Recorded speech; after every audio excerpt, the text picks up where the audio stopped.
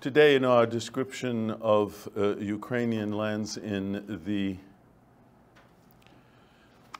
long 19th century, which we've defined roughly from the 1770s, 1780s until 1914, and specifically focusing first on Ukrainian lands within the former Russian Empire.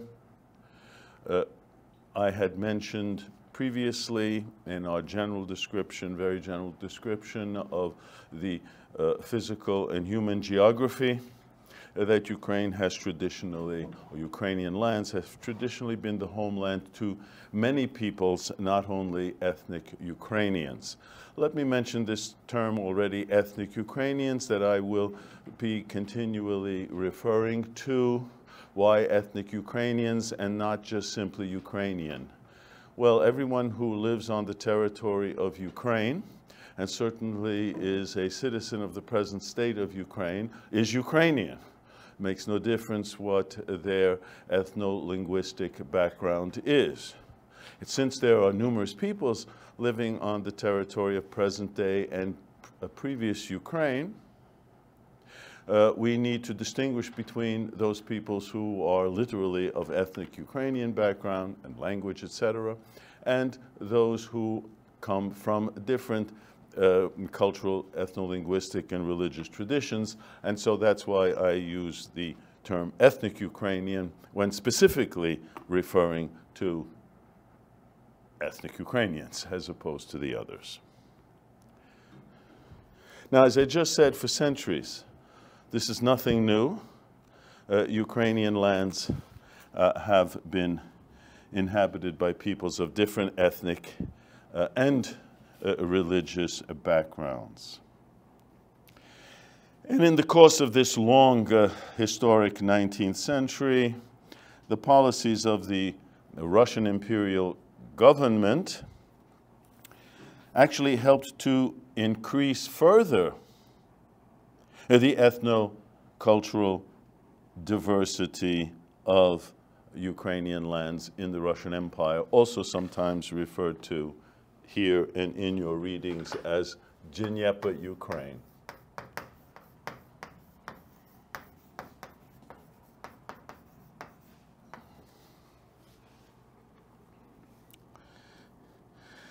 The settlement pattern, as you can see on this first map to my right, the settlement pattern of the various peoples living in Russian-ruled Ukraine was not evenly distributed. Certain groups were concentrated in particular areas or particular regions. And based on the first comprehensive census, and I might say the only census ever taken in the Russian Empire as late as 1897, toward the end of our historic 19th century, the national composition of the so-called 9 Ukrainian provinces, that is, those 9 provinces of the Russian Empire where ethnic Ukrainians were in the dominant, and so that's why we refer to those as these 9 quote-unquote Ukrainian provinces, together with the city of Odessa, is what you have on this table that I have just handed out. And as you can see from this table, the largest of the non-ethnic Ukrainian inhabitants were the Russians, followed by Jews, Germans, Poles, Belarusians, Tatars, Romanians, or Moldavians in later terminology, Greeks, Bulgarians, Czechs. These were the main groups, so to speak. There were several others as well. Now, today, let us look specifically at just a few of these numerically largest, either numerically largest or historically important groups. And so what we're going to do is look a little bit systematically just to get an idea of what was the fate and existence of Russians, Jews, Poles, and perhaps Crimean Tatars. Hopefully we can get to that. So let's begin with the Russians. The Russians. As you already see from the chart, they were the second largest people living in Dnieper, Ukraine, Russian-ruled Ukraine. They constituted 2.9 million persons, or 12% of the region's population in that 1897 date. So the settlement of ethnic Russians coming from the north, began already in the second half of the 17th century, early 18th century. This was a time when Russian nobles, imperial nobles, and high-ranking military officers arrived in what was then Muscovite-controlled left bank Ukraine, that is in those regions east of, on the left bank of the Dnieper River. Most of these early Russian settlers, most of them eventually assimilated with the local ethnic Ukrainian population. I might add that among these earliest Russian settlers were also Orthodox religious traditionalists. They were known as Old Believers. They exist in Russian history, a kind of quirky group, but they still played an important role, particularly in Russian imperial economic life. They first settled in the 1680s, way up in the northern portion of present-day Ukraine, this northern area of the historical Hetmanate.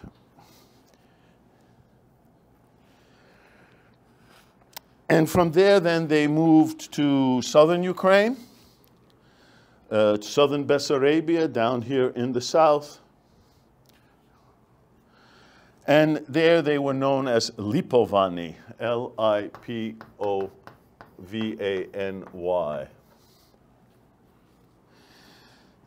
They, in the beginning of the chronological 20th century, that is before World War I, there were about 166,000 of these Old Believers in Dnieper, Ukraine. What distinguished them? They certainly maintained their Russian language, but their old Orthodox religious traditions before the reforms in the Orthodox Church, the Russian Orthodox Church in the 17th century. And as kind of loners, if you will, typical of many specific religious groups that do not follow the official form of the religion. In this case would be state orthodoxy, Russian Orthodoxy. These Old Believers avoided contact with the other people who weren't Old Believers. It didn't make a difference whether they were ethnic Ukrainians or any other group. But the much larger number of Russians, after all, we're talking about well over 2 million, the much larger numbers of Russians who were to retain their language and national identity, that is, they didn't assimilate with the local ethnic Ukrainian population. They arrived in the steppe provinces, that's these areas down here, as you can see in steppe Ukraine, Kherson, Katerinoslav, Taurida. They arrived there after those territories were annexed at the end of the 18th century, by the Russian Empire. And finally, during the second half of our long 19th century, when heavy industry was being developed in the rapidly growing urban areas in the east, in Donbass. You now know where Donbass is because you have it on your maps, which I passed out to you, and I'm going to give you that as well. And it's there where they found employ in the new factories as laborers and as miners in the mines. And it's in these areas that still today they form a substantial portion of the workforce. And it's precisely these areas where the war is very heavily going on. Most of Ukraine's cities became Russian, not simply because they were the administrative centers of the Russian Empire, but because they were inhabited by actual ethnic Russians that I've just been speaking about.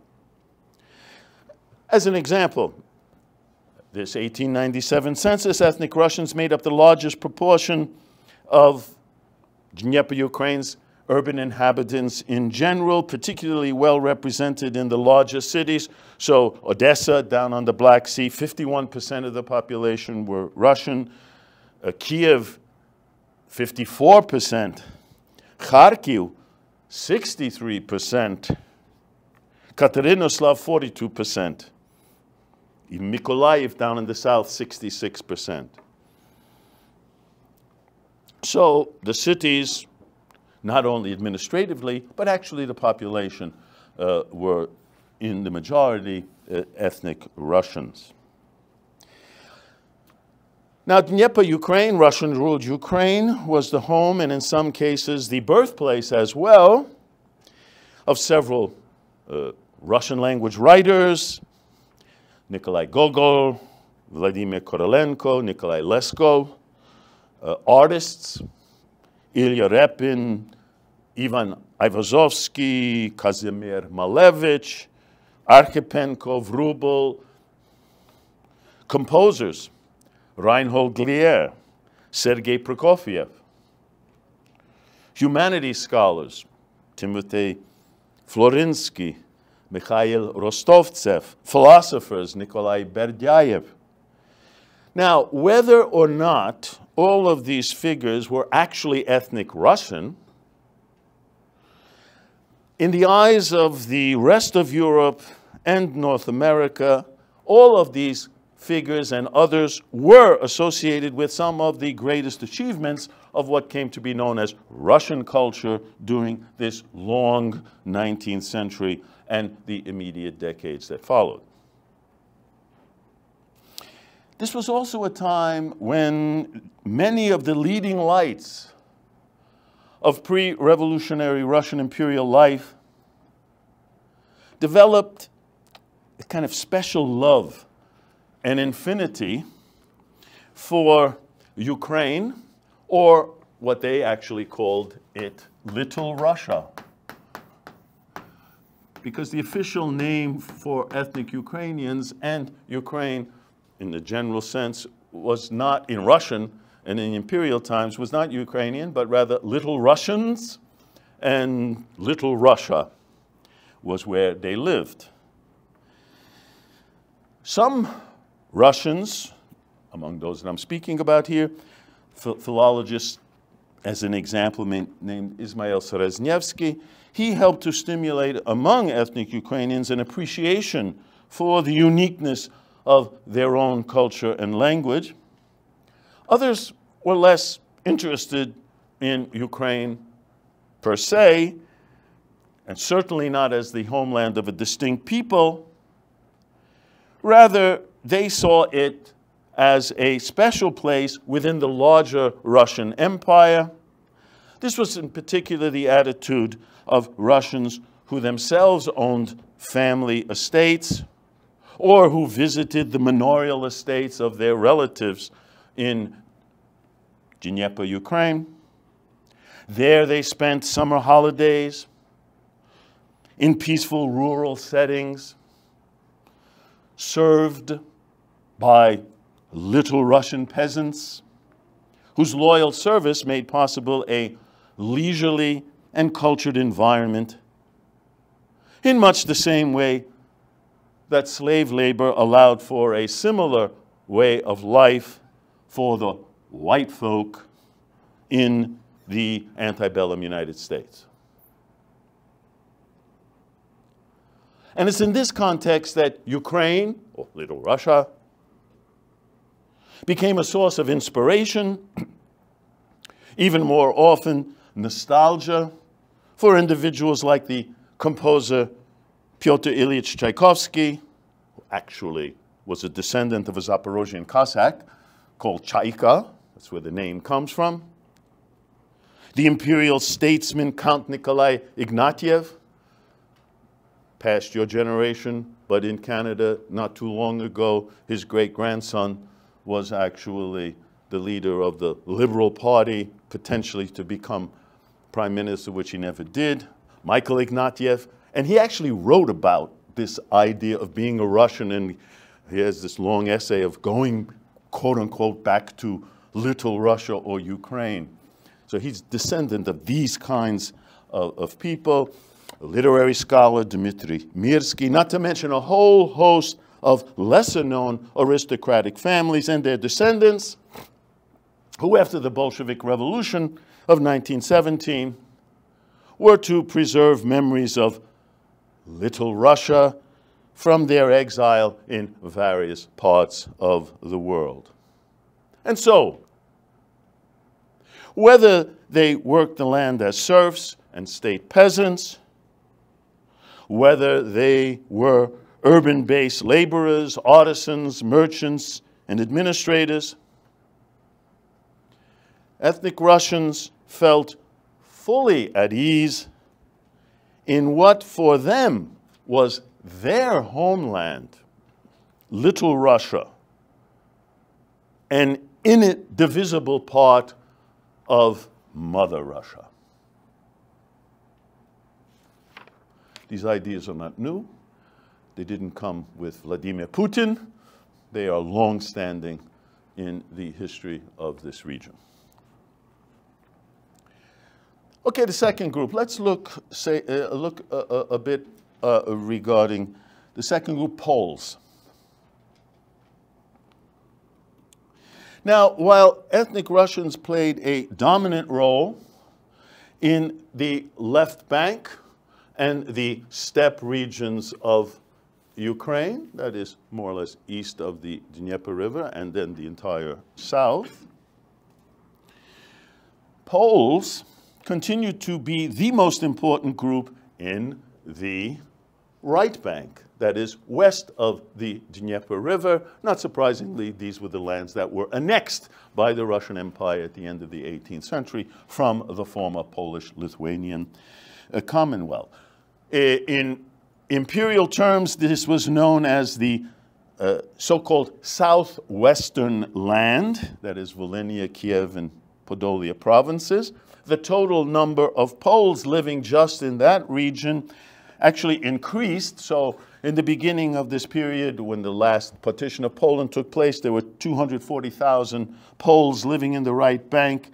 That moved up to 322,000 in all of the 9 provinces. And then at the end of our period in 1897, 406,000. Their relative strength, however, in comparison to the population as a whole, declined, slipping from 10% of the population in 1795 to only 3.5% in 1897. But despite the relatively small numbers, let's say 400,000 in all of those Ukrainian provinces of the Russian Empire, the Polish and the Polonized Ukrainian Szlachta, which is, I think I explained that already, the Szlachta being the Polish nobility, going back to Polish-Lithuanian times, part of the Russian nobility now, especially since immediately they were granted status of the Russian nobility. And that meant that in 1795, as many as 260,000 persons, about 7.7% of the area's population, were nobles. Now, despite their legal status, the vast majority of these Polish nobles held no land. In many cases, they were economically at the same level, or even worse off, than townspeople and state peasants.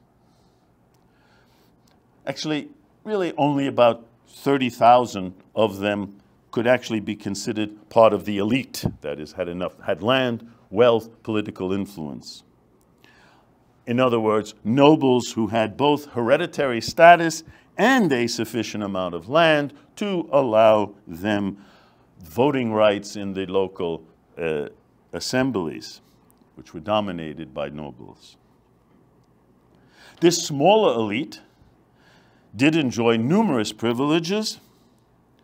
They retained hereditary title to their manorial estates, control over the proprietary serfs living on those estates, and they came to dominate the administration, courts, and schools, specifically in this right bank, the southwestern land of the Russian Empire, which for all intents and purposes didn't really change much from what it was during the Polish-Lithuanian Commonwealth. All of the Poles, and certainly the elite, were left in place by the Russian imperial government, initially. It was the Roman Catholic Church, Poles, as opposed to Russians and ethnic Ukrainians, were Roman Catholic, and it was that Roman Catholic Church that was particularly successful in maintaining a sense of Polishness among the broadest segment of the population. And that was also even after the group's intellectual and social elite had been either weakened or driven into exile following the periodic failure of its conspiratorial and revolutionary activities. At the hierarchical level, that is, the leading figures within the church, Roman Catholic Church, there were some losses of prestige, particularly following these partitions of Poland. Over the course of nearly a century, Roman Catholic dioceses, where the Roman Catholic Church is divided, were either abolished, then restored, then abolished again by the Russian imperial government. Also, the hierarchy was weakened in local Roman Catholic parishes. On the one hand, it didn't have as much influence, but the Polish language was continually used, and therefore the Polish language functioned as an important means of preserving Polish identity in the right bank. I've mentioned language now. I'm going to mention it again. It's going to be a very important factor in the ideology of nationalism, which we're going to speak about next time. And it's an issue that is intimately related with the identity of any particular group. So, in effect, this right bank, this area of the provinces of Volhynia, Kiev, and Podolia, west of the Dnieper River, together with, by the way, the Russian Empire's other so-called Polish provinces just to the north, more or less modern-day Belarus. These areas became a stronghold of Polish national feeling. And this character was due largely to the educational system. From 1803 to 1823, beginning of our chronological 19th century, the educational system was headed by a Polish prince, member of the elite, Adam Czartoryski. He was the curator of the schools in the Russian Empire's so-called Polish provinces, and as such, Czartoryski had a free hand in managing education. And as a result, Polish culture among younger generations was preserved by an actual Polish university at Vilnius. It didn't go away, which is in modern-day Lithuania. Also by a lyceum or lycée, senior high school, if you will, in a town which the Poles dubbed their Volhynian Athens. That is, it was in Ukraine, in the province of Volhynia, at a town called Kremenets. Kremenets. And so Polish nobility, the Polish nobility, was not Russified.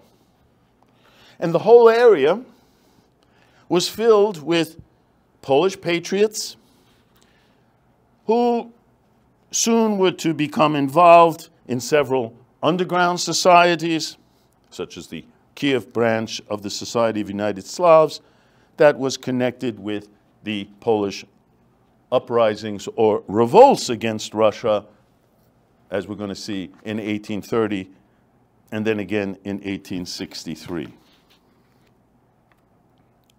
In the economic sphere, the Polish nobility was very active in the right bank's textile, porcelain, glass, metallurgy industries, but most especially in its sugar processing industries. The right bank, one of its major agricultural products were sugar beets. Now, there were some negative repercussions following these abortive revolts that the Poles undertook, as I said, in 1831 and then again in 1863, that led to the confiscation of many Polish manorial estates. Polish-owned industries also felt the loss of serf labor in factories, both before the era of reforms that I discussed last time that began in the 1860s and after this era of reforms. But despite all of that, the Polish nobility continued to be one of the most influential social strata in right bank provinces of the Russian Empire, right down until World War I. And so, as an example of this influence, which was reflected in landholding patterns, in 1909, toward the very end of our period, 46% of private land holdings that represented 15% of all land in the right bank was still owned by Poles. These changes during the second half of the 19th century also contributed to an increase in the number of Poles in the cities of the right bank, especially Kiev. Population of Kiev 1874 was 8.2% Polish. And as a result, Polish culture continued to flourish throughout the region. Kiev itself, or Kijów in Polish, had Polish schools, Polish theater, Polish language newspapers, publishing house, cultural organizations, sports clubs, legal and illegal political societies, a full force of full gamut, what we call sociologically complete nationality functioning in Ukraine and in Ukraine's main center, Kiev. On the eve of and during World War I, Kiev proved to be a formative influence on the outstanding 20th century Polish poet Yaroslav Iwaszkiewicz and the world-renowned Russian painter, so-called Russian painter, who was actually of Polish origin, Kazimir Malevich, the ultimate supremacist in the history of art. But Polish culture was not limited to urban areas. Throughout much of the 19th century, the rural areas of right bank were not only the home, but also the source of literary inspiration for a whole group of Polish language writers that actually came to be known as the Ukrainian school in Polish literature. So if you study Polish literature, you have actually a quote-unquote Ukrainian school. People like Mikhail Tchaikovsky, not the same as the composer, Joseph Zaleski, Severin Goszczynski, and others. And also, somewhat analogous to what I just said about ethnic Russians, within the right bank's tranquil environment of rural manorial estates owned by a privileged landed gentry, several other leading Polish creative artists of the era began their lives. And so among them were the musicians and composers Julius Zaremski, Ignacy Paderewski, very famous, not only composer, but also a political leader, Karol Szymanowski. All of these are Poles from Ukraine. The historical novelist, Józef Kraszewski, spent over 3 decades of his life as a landowner and tenant farmer in the province of Volhynia. The architect Lesis Gorodetsky, whose buildings still grace the streets of Kiev. It was also on one of these manorial estates in Ukraine, specifically in the province of Podolia, owned by a Polish poet and playwright, Apollo Kozieniowski. Of course, the name, all of these complicated Polish names mean nothing, but actually, you know who Kozieniowski is. I can't imagine that you wouldn't. Why? Because his son, born Joseph Theodor Konrad Kozieniowski, spent the first 5 years of his life before eventually becoming one of the greatest English language novelists in the 19th century, Joseph Conrad. That's where he's from. He's from Ukraine. So much for the role and influence of Poles in historic 19th century Ukraine. Jews.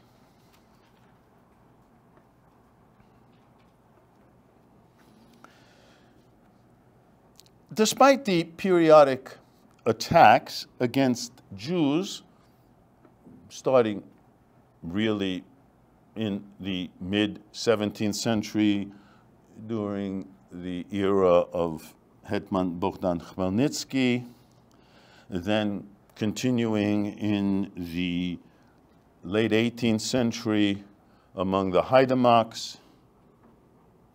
Despite that, Dnieper Ukraine continued to be a homeland and an important homeland for Jews. The very numbers of Jews in the course of our long historic 19th century increased actually tenfold. So if in the 1790s there were 200,000 Jews in these 9 Ukrainian provinces of the Russian Empire, by 1897, just a little over a century later, there were over 2 million.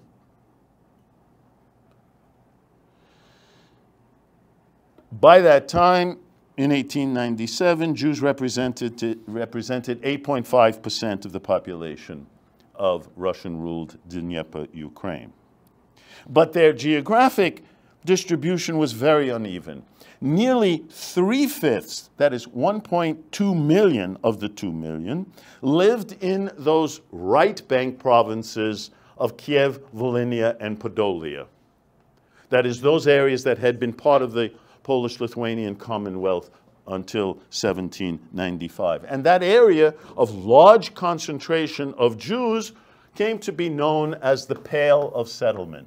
This is a term that one encounters quite often in the literature about Jews in Central and Eastern Europe, the Pale of Settlement. Specifically, it was those territories formerly part of the Polish-Lithuanian Commonwealth. And the concentration remained high because after the Tsarist Russian government acquired these areas by 1795, they did not want Jews to be living in other parts of the Russian Empire. So they were initially forbidden to move around. So they had to stay in this area that had been formerly part of the Polish-Lithuanian Commonwealth. And that's why it was known as the Pale of Settlement. And if you left it, you went beyond the Pale. That's where these expressions come from. But wherever they lived, the Jews were primarily an urban population. Urban population. Actually, 2/3 of all Jews in Dnieper, Ukraine, lived in very small towns, minimum about 1,000 inhabitants, where they formed a particularly dominant element in those small towns. Just to give you an example, a place like Uman, with great historic importance in Ukraine, 59% of the town of its inhabitants were Jews. Odessa, 34%, much larger city. Now, Jews were engaged primarily in trade, banking and industry, and in operating small shops and businesses. Especially well represented were they in certain industries in which they actually formed the majority of owners. So alcohol distilleries, 43% of alcohol distilleries in Ukraine were owned by Jews, 57% of the sawmills, 49% of the tobacco processing plants.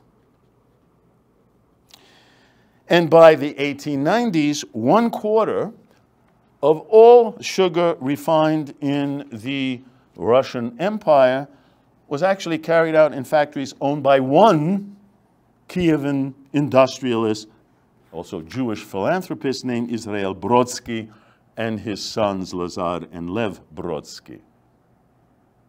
So their presence in industry and in urban areas clearly very pronounced.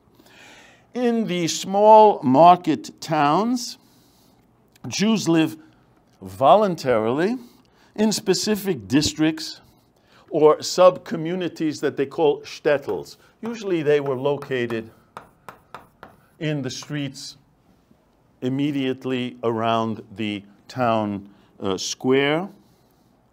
And in these communities,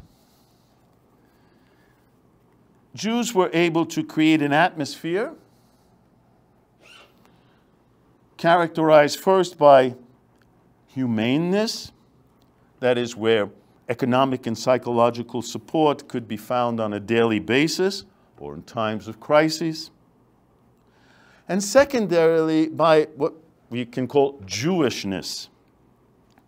That is a public and private religious environment.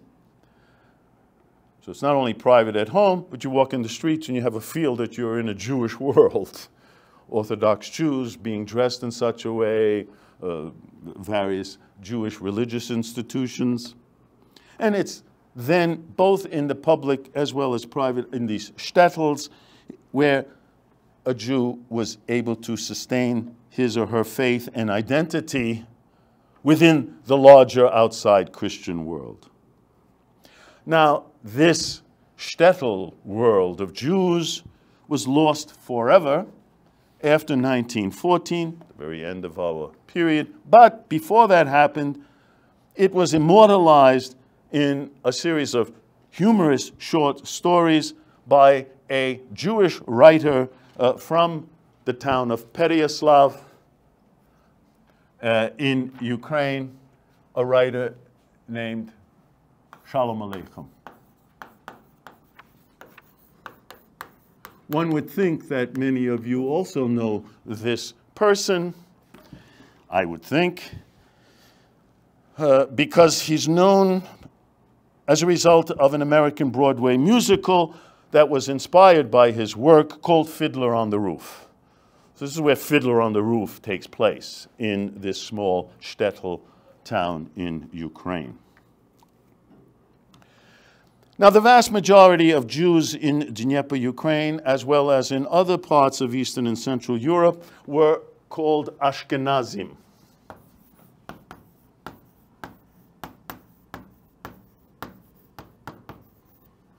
Ashkenazim. And what did that mean? This referred to Jews who were of Central European origin. So most Jews in Central Europe and Eastern Europe came from Germanic lands in the medieval period. And they spoke, their native language was a Germanic dialect called Yiddish. Yiddish. Namely, we think of Jews and Hebrew has nothing to do with Hebrew. Hebrew is a liturgical language of Jews. Their spoken language, especially among the Ashkenazim, which were the dominant group, was Yiddish. This was in contrast to the Sephardim, Jews of the Mediterranean world, or Sephardic Jews who spoke a form of Romance language called Ladino. So we have Yiddish speakers and Ladino speakers, but there were only a very few Sephardic Jews in Dnieper, Ukraine. Most of them were down south in Crimea. The vast majority were these Yiddish-speaking Ashkenazim. This right bank, where they were concentrated, was very important in the general history of Ashkenazic Jews, because Ashkenazim were all over Europe, for all intents and purposes, Central and Eastern Europe. Why Ukraine so important? Well, after the 17th century, during this period of Bogdan Khmelnytsky, the Cossack hetman, Ukraine became the home of a movement called Shabbatanism.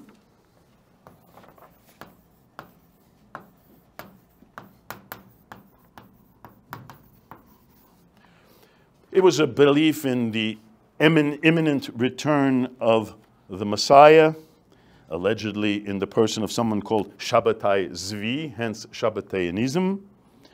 But somewhat later, the social and psychic instability in the late 18th century set the stage for the birth of another movement very important in the history of Jews called Hasidism. Hasidism, founded in the western Ukrainian province of Podolia in the right bank by a person called the Eliezer Baal Shem Tov.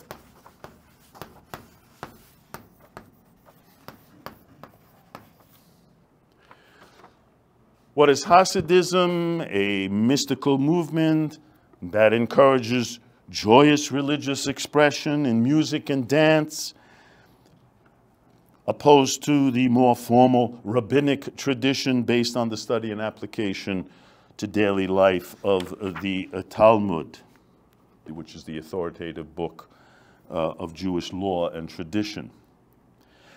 Hasidism was to become an important variety of Judaism among Orthodox Jews, not only of Ukraine, but of Eastern Europe in general. And these Hasidim, these are the traditionalists, and part of their tradition is, for all intents and purposes, to dress as if they're still in the Russian Empire in the historic 19th century. This doesn't make a difference what time of the year it is, and so we see them here in Toronto, certainly up on Bathurst Street to the north, on Saturday. So if you want to get a little bit of a sense of what a shtetl is like, go up to Bathurst Street before the 401 and just after the 401, and you'll get a feel for this. These are the Hasidim, the Orthodox Jews. Now, Jewish cultural life in Dnieper, Ukraine, as well as elsewhere in Eastern Europe, was marked by a conflict over language. Remember I said language is going to be a factor, and hasn't gone away for all of the groups. Some Jewish intellectuals felt that the liturgical language of Judaism, that is Hebrew, some felt that Hebrew was the only linguistic instrument to properly represent Jewish culture, not only religious culture, but also secular culture. But others argued that the spoken vernacular of the Ashkenazim, the Ashkenazi Jews, that is Yiddish, that it should be codified into a literary language. And the debate went on throughout our long 19th century of what should be the proper Jewish language. Should it be Hebrew, the liturgical language, or Yiddish? And that debate was not ever really resolved, other than to say that Jews have two languages. Now, lastly, on our Jewish population, the second half of the 19th century saw the rise of anti-Jewish attacks called pogroms.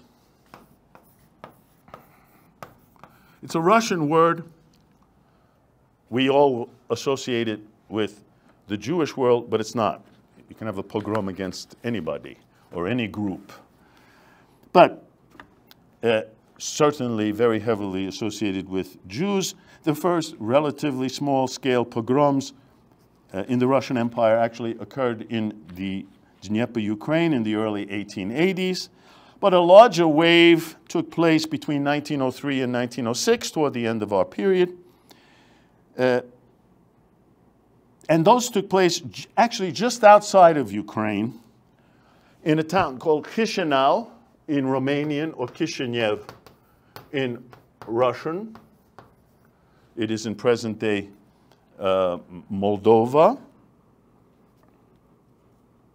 This pogrom in Chisinau, or pogroms, then spread to the Dnieper Ukraine, in particular to Zhytomyr, Odessa, and Katerinoslav. However, the most famous anti-Semitic incident was not a pogrom. It began in 1911 when, following pressure from a conservative Russian organization, a Jew from the city of Kiev named Menachem Beilis, 1911, 1913.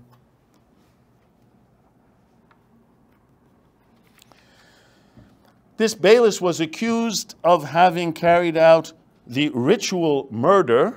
By the way, it was believed, totally unfounded, that Jews needed human blood for ritual purposes. And so a 12-year-old boy was found dead, and Beilis was arrested, and he was blamed for having killed this 12-year-old Christian boy. A trial finally took place in October 1913, the famous or infamous Beilis trial. It attracted world attention.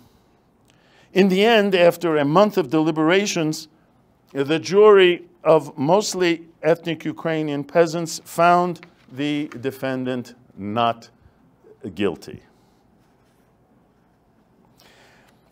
Now, these pogroms were organized by Russian right-wing monarchist organizations. They, in part, contributed to what had already begun in the 1880s. That is, the large-scale emigration of Jews from the Russian Empire, most especially to the northeastern United States. So this is when this happens. But despite that, the pogroms and the efforts of Zionists, that is, those who wanted to convince Jews to emigrate to Palestine, not to mention the attractiveness of America for a large number of poor Jews, despite all of this, the vast majority of Jews remained at home, where they continued to play an important role in the economic life of Dnieper, Ukraine. And so, to conclude, Dnieper Ukraine was the homeland not only of ethnic Ukrainians, who made up the vast majority of the population, but also of several other peoples.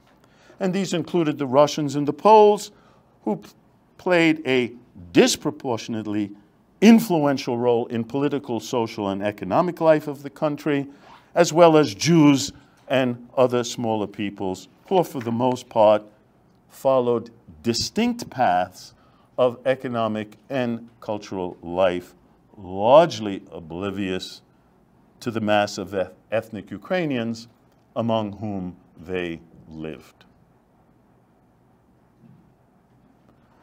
Thank you.